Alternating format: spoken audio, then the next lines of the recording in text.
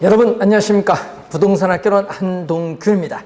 자, 여러분 교재 158페이지에 공업지의 입지 선정에 대해서 살펴보도록 하겠습니다.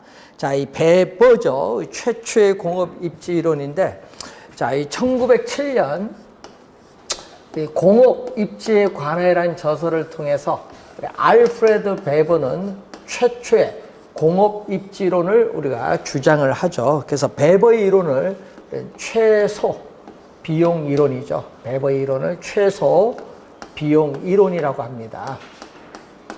자, 이 베버 관련해서 공업 입지 이론에서 최소 비용 이론인데, 베버는 이 공업 입지에 영향을 미치는 요인이 우리가 여러 가지로 보죠.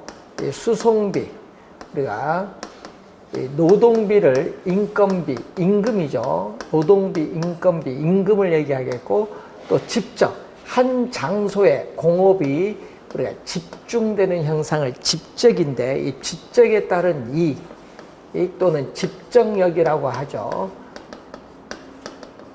자, 이러한 요인의 영향을 받는데, 이 1907년 이 당시에는 이 독일에서 이 수송수단은 상당히 미비하죠. 그러다 보니까 이 세 가지 요인 중에서도 우리는 수송비를 가장 중시 여긴다. 세 가지 중에서도 수송비를 가장 중시 여기고요. 그래서 수송비는 원료와 제품의 무게, 원료와 제품이 수송되는 거리에 의해서 결정된다고 주장을 합니다. 자, 이때 노동비, 집정력과 같은 생산 여건이 우리가 생산 조건이 동일하다. 예? 생산 조건이 이렇게 동일하다. 노동비나 집적 이익과 같은 생산 조건이 동일하다면은 이 수송비가 최소가 되는 지점이죠. 이 최소의 수송비가 드는 지점. 최소의 수송비가 드는 지점에 공업이 입지된다. 최소의 수송비가 드는 지점에 공업이 입지를 해야 된다고 주장을 하죠. 최소의 수송비가 드는 지점에 공업이 입지해야 된다고 주장을 하고 있습니다. 자, 그 내용이 여러분 교재 158페이지에 우리가 나와 있는 그러한 부분이고요. 자, 그리고 여러분이 그 159페이지에 그림이 하나 나와 있는데, 중간에 그게 베버의 유명한 입지 삼각형이죠. 자, 베버의 유명한 입지 삼각형입니다. 자, 베버 이론을 보게 되면은 이런 의미겠죠. 자, 베버는 이렇게 삼각형 내부에 공장이 있다고 전제를 합니다. 자, 공장이 있다고 우리가 전제를 하고, 이때 우리가 원료 산지죠. 우리가 X1, 우리가 원료 X, 우리가 MX 우리가 관련해서 원료 산지는 이렇게 두 개.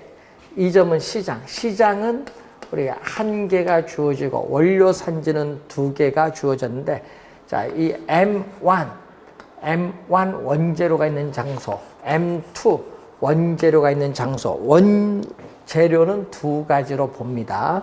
자, 이때 M1 원재료의 무게를 X, 네, X, M1 원재료의 무게, M2 원재료의 무게를 Y, 또 시장에서 제품의 무게, 자, 시장에서의 제품의 무게를 Z, 이렇게 보면 되겠죠. 뭐 우리가 톤, 뭐 이런 것은 다 제외, 단위는 제외를 합니다. 자, M1 원재료에서 공장까지 운송되는 이 거리를 A 킬로미터. 자, M2 원재료가 공장까지 운송되는 거리를 B 킬로미터. 공장에서 생산된 제품이 시장까지 운송되는 거리는 C 킬로미터라, 이렇게 보면 되죠. 자, 그래서 아까 얘기했지만 수송비는 원료와 제품의 무게, 원료와 제품이 수송되는 거리에서 결정됩니다. 그래서 다른 조건, 노동비나 집적 이익은 변화가 없다 봤을 때 M1 원재료가 공장까지 운송되는 비용은 이 거리에 M1 원재료의 무게를 곱하면 되겠죠. 이것은 M1 원재료가 공장까지 운송되는 비용이고, 또 M2 원재료가 공장까지 운송되는 비용은 B와 Y를 곱하면 되겠죠. 거리와 무게를 곱해주면 되겠습니다. 자, 이 두 가지 AX 플러스 BY는 M1, M2 두 원재료가 공장까지 운송되는 비용, 수송비를 의미하는 개념이고, 공장에서 생산된 제품이 시장까지 운송되는 것은 거리에다가 제품의 무게를 곱해준 거죠. 자, 이것은 제품 수송비입니다. 제품, 공장에서 생산된 제품이 시장까지 수송되는 비용인데, 이 두 개를 더해주면은 우리 원재료 수송비와 제품 수송비를 더해준 이것은 총 수송비인데, 이 총 수송비가 최소가 되는 지점에 공업이 입지해야 된다고 주장을 한 학자가 바로 베버입니다. 베버의 유명한 입지 삼각형에 대한 내용을 의미하고 있습니다. 자, 그 내용이 여러분 교재에 있어서 우리가 설명하고 있는 부분이 되겠고, 자, 160페이지 보시면 래쉬가 나오죠. 30회 시험에 또 출제를 했었죠. 자, 베버는 29회 시험에 출제를 했고 30회 시험에는 래쉬를 출제를 했었죠. 자, 그러면 래쉬는 이 베버의 최소 비용 이론을 비판합니다. 기업이 이윤을 극대화하기 위해서는 우리는 비용이 최소화되는 것보다는 수요가 최대가 돼야 된다. 그래서 래쉬. 자, 이 래쉬에 있어서의 뭐가 나오죠? 이번은 최대가 나오죠. 최대. 최소 비용이 아니라 이번은 수요가 최대가 되는 거. 여기는 비용이 최소가 되는 거. 여기는 수요가 최대가 된다. 자, 그래서 수요 측면이죠. 그래서 수요 측면에서 입장이죠. 자, 수요 측면의 입장이에요.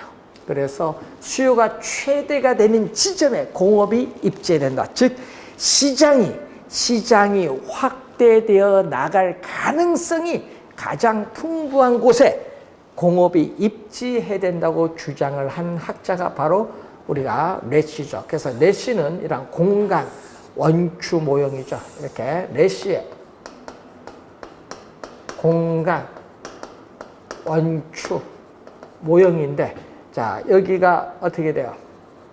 밑에가 바로 뭐가 되죠? 원입니다. 이 밑에는요, 이 원뿔에서 밑에는 뭐냐? 예? 밑에는 원 상권의 범위예요. 이 점이 바로 중심지인 시장이다. 중심지 시장. 이 중심지로부터 거리가 멀어질수록 우리 수송비는 적게 되는데, 자, 여기에 바로 뭐가 돼요? 수요량이죠. 요 높이. 이 높이는 수요량입니다. 그래서 이 시장으로부터 거리가 멀어질수록 수요량이 점점 줄어드는데, 이것은 시장으로부터 거리에 따르는 수송비를 소비자가 부담을 하기 때문에 수요량이 시장에서 거리가 멀어질수록 점점 줄어들죠. 그래서 수요량이 가장 많은 시장에 공업이 입지해야 된다고 주장한 학자가 바로 누구다? 래쉬다. 공간 원추 모형에 대한 내용이 우리가 래쉬의 이론입니다. 자, 그리고 여러분 교재 160페이지 보시면은 우리가 이 베버에 관련된 이론이 나오는데, 이 베버는, 자, 우리가 알프레드 베버는 원료를 뭘로 보죠? 원료를 크게 둘로 봅니다. 보편 원료, 여러분 어느 지역에서든지 누구든지 쉽게 구할 수 있는 원료로서 물 같은 걸 의미하겠죠. 편제 원료는 특정 지역에서만 구할 수 있는 원료, 편제 원료 또는 국지 원료라고 하죠. 그래서 베버는 원료를 두 가지로 보면서 원료 지수를 또 베버는 이렇게 설명하죠. 자, 원료 지수를 우리는 편제 원료의 중량 또는 국지 원료의 중량이죠. 이 편제 원료에 있어서의 중량을 제품의 중량으로 나눈다. 제품의 중량으로 나누는 것을 우리는 베버는 원료 지수라고 설명을 하고 있어요. 자, 그래서 우리는 원료 지수 M, 원료 지수 M이 1보다 크다. 자, 1보다 크면 어떻게 돼요? 편제 원료의 중량이 제품의 중량보다 큽니다. 그러면은 이 편제 원료가 있는 장소에 공업이 입지해야 돼요. 왜냐? 이 원재료를 시장까지 운송을 하게 되면요. 편제 원료, 어떻게 돼요? 원료의 운송비가 많이 들어서 안 돼요. 이때는 원료가 있는 장소에 입지해야 된다. 그래서 원료, 지향령, 입지 산업이 됩니다. 자, 원료, 지향령, 입지 산업이 여기에 해당을 하죠.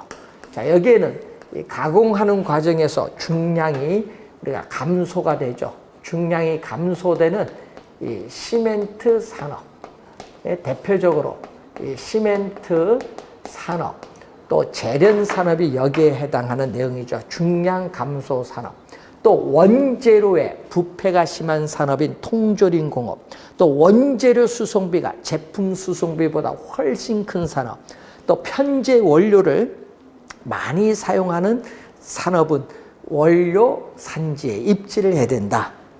자, M이 1보다 작으면은 편제 원료의 중량보다 제품의 중량이 크기 때문에 원료 산지에서 생산하면요, 이 원료 산지에서 시장까지 제품 운송하는 비용이 많이 들어서 안 됩니다. 이때는 소비지인 어디에? 시장에 입지해야 된다. 소비지인 시장에 입지해야 된다. 시장, 지향령, 입지 산업이 여기에 해당해요. 시장, 지향령, 입지 산업으로서 여기는 이 가공하는 과정에서 우리는 중량이 증가하는 산업이죠.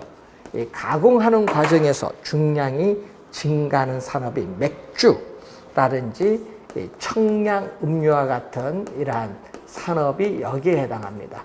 그리고 완제품의 부패가 심한 산업인 제빵 산업이라든지 또 원재료 수송비보다 제품 수송비가 훨씬 큰 산업, 또 보편 원료를 많이 사용하는 산업, 또 중간재나 완제품을 생산하는 그러한 우리가 산업은 시장에 입지하는 것이 유리하다는 그러한 내용이죠. 자, M이 1일 때는 우리는 편제 원료의 중량과 제품의 중량이 같기 때문에 수송비의 영향을 받지 않는다. 이 수송비의 영향을 받지 않는 자유 입지형 산업으로서 대표적으로 항공기와 같은 자유 입지형 산업을 예를 들어 볼 수 있죠. 자, 여러분 요 두 내용이 가끔 또 우리가 주의를 좀 해두셔야 되겠죠. 자, 요 얘기도 노동 지향형 입지 산업으로서 미숙련공을 많이 활용하고 우리가 이 상대적으로 임금이 저렴한 지역에 입지를 해야 하는 산업으로서 의류 산업, 신발 산업이라든지 의류, 신발, 자, 이런 산업이 대표적이죠. 섬유, 이런 산업이 노동 지향형 입지 산업입니다. 자, 집적이 나오죠. 집적은 한 장소에 공업이 입지를 하는 거죠. 그래서 집적이라는 것은 이 수송비 비중은 적게 들고 이 기술의 연관성이 높은 계열화된 산업이죠. 자, 대표적으로 뭐 석유화학 같은 건데, 자, 이런 산업인데, 이런 산업은 바로 어떻게 돼요? 우리 원료를 공동 구매하고, 정보를 공동 이용하고, 또 우리 배송을 공동으로 해서 수송비를, 생산비를 대폭 절감할 수 있는 경우에 집적을 하죠. 집적, 우리가 지향형 산업이 여기에 해당하죠. 집적 지향형 산업. 자, 중간 지점 입지인데, 자, 여러분 중동에서 이 배를 통해서 울산으로 오죠. 울산. 자, 울산에서 전국에 이 자동차를 통해서 우리 석유가 공급되죠. 자, 이때 울산이 이제 배, 자동차로 이렇게 수송수단이 바뀌고 있어요. 이 수송수단이 바뀌는 지점을 뭐라고 하죠? 이적 지점. 자, 수송수단이 바뀌는 지점을 이적 지점 또는 적환 지점이라고 합니다. 수송수단이 바뀌는 지점에 공업이 입지해야 수송비 절감폭이 크기 때문에 유리하다. 이런 산업을 우리 뭐라고 하죠? 중간 지점. 자, 중간 지점 또는 이적 지점, 지향형 산업. 중간 지점, 이적 지점, 우리가 지향형 산업이라고 하죠. 자, 이런 산업이 있고, 그리고 우리는 정통적인 입지 요인의 구애를 받지 않고 우리 새로운 입지 요인으로서 정보통신 산업이죠. 양질의 고급 노동력을 활용을 해야 되기 때문에 대도시 인근에 입지를 해야 되는 이런 산업을 우리 뭐라고 하죠? 탈조 산업이라고 하죠. 대표적으로 뭐 정보통신 산업이 여기에 해당하는 그러한 내용이 되겠습니다. 새로운 입지 요인으로서 탈족 산업 예를 들어 보시면 되겠고요. 자, 이 관련해서 요 내용은 우리가 2, 3년에 한 번 나오기 때문에 이 정도 개념은 확인해 두시기 바라고, 그리고 올해 시험에 또 우리가 중요한 이제 용어죠. 올해 시험. 자, 여러분 30회 시험 27회 30회 시험에 출제를 했는데 올해 또 한번 고민을 좀 해야 될 용어가 입지 개수입니다. 162페이지에. 자, 그래서 우선 11번째 중요한 용어로서 입지 개수가 되겠습니다. 자, 잘 확인을 또 우선 해 두셔야 될 부분. 자, 입지 개수는 자, 어떤 지역의 특정 산업이 전국의 동일 산업에 대해서 어느 정도 특화, 전문화되는가를 나타내는 지표가 입지 개수라고 하죠. 그래서 입지 상이라고도 하고 LQ, 약어로 LQ라고 하는데, 자, 여러분 계산 문제, 표를 이용한 계산 문제를 내거든요. 시험에 낼 때는 항상 또 계산 문제를 출제를 해요.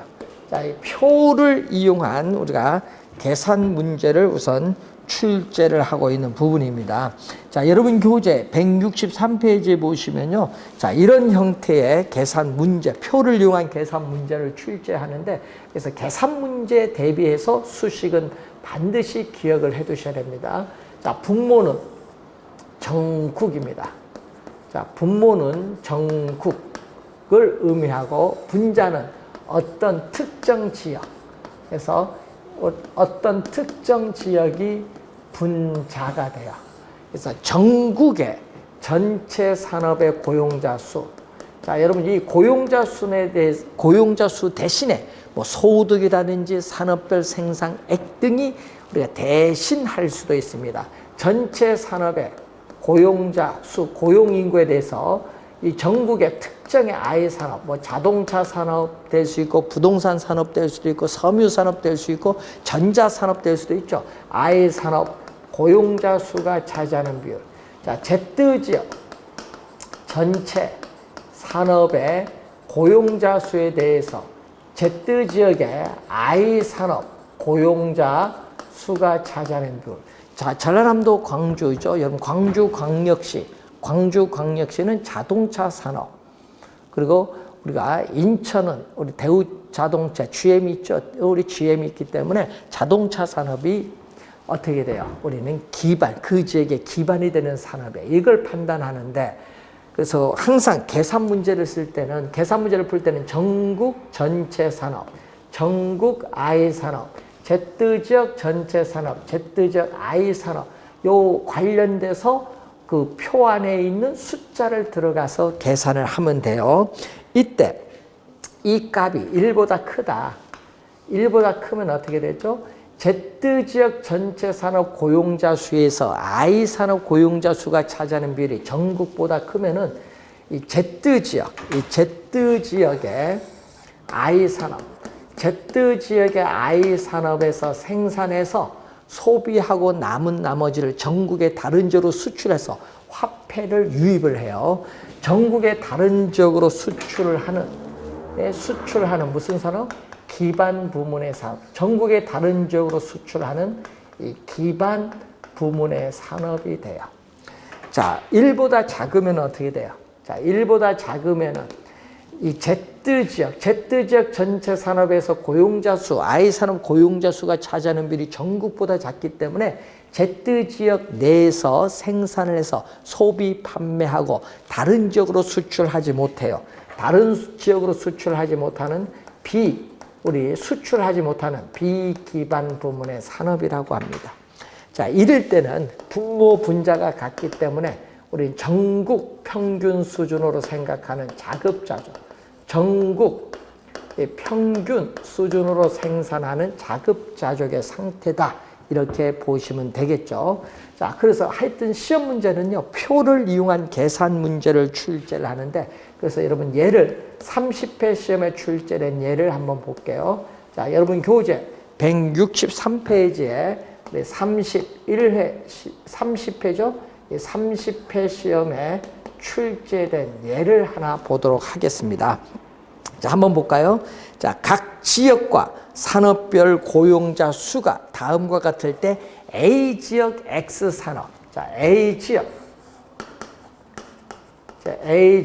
X 산업과 우리가 B 지역 Y 산업.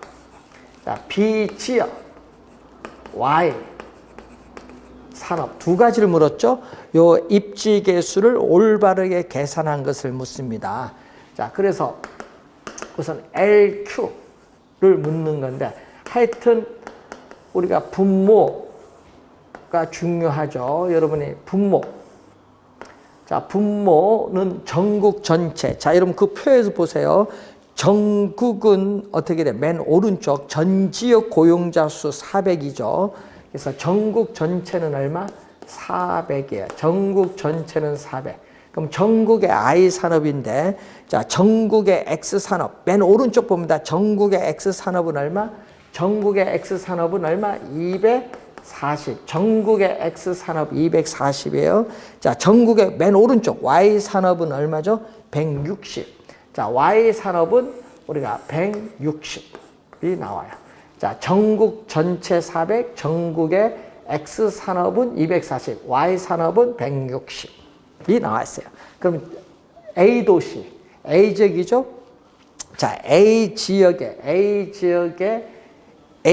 어떻게 돼요? 여러분, 거기 두 번째 칸 A 지역의 전체는 얼마? 맨 밑에. 여러분, 그 두 번째 칸 A 지역 제일 밑에 200이, A 지역 제일 밑에 200이죠. A 지역 전체 200, 또 B 지역 세 번째 칸 또 맨 밑에도 200, B 지역 전체도 200이에요. A 지역 전체도 200, B 지역 전체도 200입니다. 자, 여기에 대해서 A 지역에 있어서 무슨 산업? 여기 A 지역에 우리가 X산업, A 두 번째 칸 A 지역의 X산업 고용자 수 100이네요. 100. 그리고 세 번째 칸 B 지역의 Y산업 고용자 수 얼마가 나오죠? 60. 여기는 60이 되겠죠. 자, 이렇게 쓸 수 있어요. 그 표를 보면서 숫자를 요거 맞춰서 대입시켜줘. 그럼 이 수식은 모르면 안 되죠. 이 수식은 반드시 여러분 암기를 해 두셔야 된다. 분모는 전국, 분자는 특정 지역이다. 자, 그러면 이걸 약분하면 여기 2분의 1이죠. 2분의 1. 0 없어지고 5, 8. 4죠? 4, 6, 24. 10분의 6이 되겠죠. 그럼 얼마? 12분의 내항이 곱은 분모. 자, 외항이 곱은 분자로 가겠죠. 6분의 5죠. 6분의 5니까 약 0. 우리가 83이 되겠죠. 약 0.83. 6분의 5는. 자, 약 0.83이 나오고, 여기는 얼마 나오죠? 또 4, 공두개 없어요. 4, 4, 16, 10분의 4. 자, 여기 공 하나 없어지고 또 10분의 3이죠. 자, 그럼 내항이 곱은 얼마? 40. 외항이 곱은 얼마? 30. 4분의 3이네요. 4분의 3. 4분의 3이니까 0.75죠. 그래서 A, 우리는 기억은 0.83, 니은은 0.75가 나오는데 정답은 3번 지문이 정답이죠. 자, 이 입지계수에 대한 우리가 그러한 내용이 됩니다.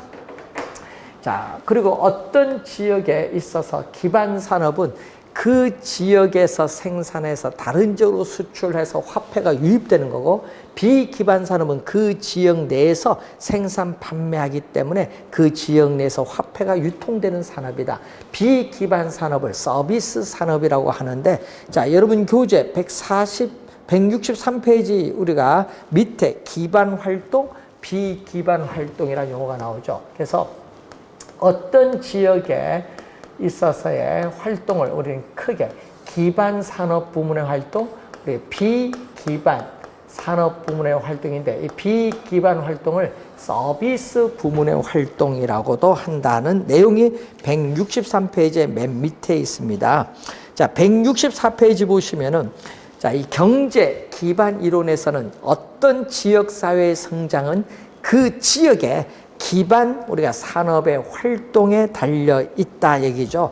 그 기반 산업의 활동이 활발해야 그 지역 사회는 우리는 성장한다는 이론을 전개시키는 거죠. 자, 그래서 거기 보시면은 경제 기반 승수가 나와요. 자, 경제 기반 승수는 어떤 지역의 전체 총 고용 인구. 자, 어떤 지역의 전체 고용 인구, 총 고용 인구를 뭘로 나눈 거죠?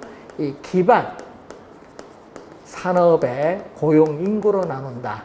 자, 어떤 지역의 총 고용 인구가 50만 명인데 그 지역의 기반 산업의 고용 인구가 10만 명이다. 그러면은 경제 기반 승수는 5가 된다는 내용이죠. 자, 이때 우리는 그래서 총 고용 인구. 자, 총 고용 인구는 이 기반 산업의 고용 인구에다가 이 비기반 산업의 고용 인구를 더해준 것을 총 고용 인구라고 해요. 그래서 양변에 총 고용 인구로 나누면 되겠죠. 그래서 총 고용 인구에서 이 기반 산업 고용 인구가 차지하는 비율, 또 총 양변을 총 고용 인구로 나눴죠. 이 비기반 산업 고용 인구가 차지하는 비율인데, 자, 이 총 고용 인구에서 기반 산업 우리가 고용 인구가 차지하는 비율을 기반 산업 우리 고용 인구 비율이라고 하죠. 자, 그리고 또 이 총 고용 인구에서 요거는 비기반 산업의 고용 인구 비율이라고 해요. 자, 이 두 가지를 더해준 값은 얼마? 1이, 두 가지를 더해주면 1이 된다는 내용이죠.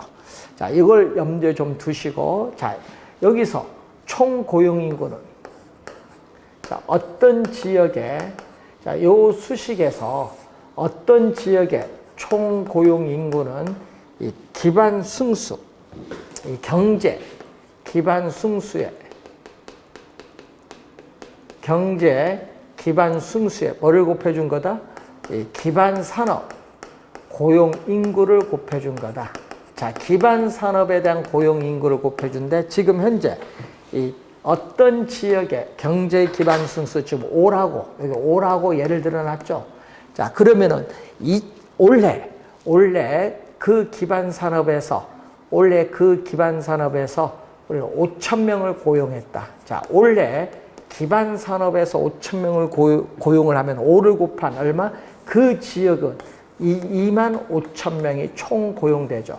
그럼 25,000명에서 5,000명을 뺀 나머지 2만 명은 어디서? 비기반 산업. 나머지는 비기반 산업 2만 명이 고용됐다. 이렇게 볼 수 있죠. 자, 이런 내용들을 여러분이 이해를 좀 해두셔야 되는 부분입니다. 자, 관련해서 자, 이 경제 기반 승수는 또 이렇게 쓸 수 있죠. 분모 분자를 총 고용 인구로 나누면 되겠죠. 그래서 총 고용 인구를 분모 분자로 나눠주면은 이 기반 산업 고용 인구가 된다. 여러분, 이것은 바로 기반 산업 고용 인구 비율이 돼요. 그래서 분모는 이 기반 산업 고용 인구 비율분의 1이고, 또 기반 산업 고용 인구 비율은 이것을 이쪽으로 넘어가면은 1 마이너스 비기반 산업 고용 인구 비율이죠. 자, 그래서 결론적으로는 이 비기반 산업의 고용 인구 비율, 이 비기반 산업의 고용 인구 비율이 크면은 이 전체 값은 작아지기 때문에 경제 기반 승수는 커진다.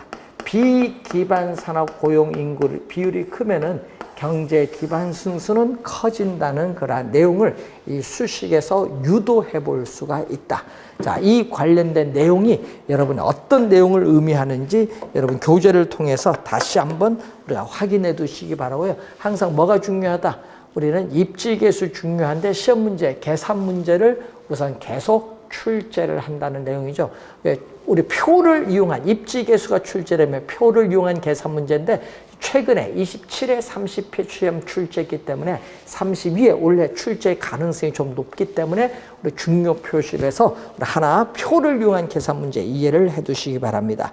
자, 다음 시간에는 여러분 교재 164페이지에 또 매년 출제되는 도시 내부 구조 이론 그리고 지대 이론에 관련된 몇 가지 중요 사항 살펴보도록 하겠습니다. 수고 많으셨습니다.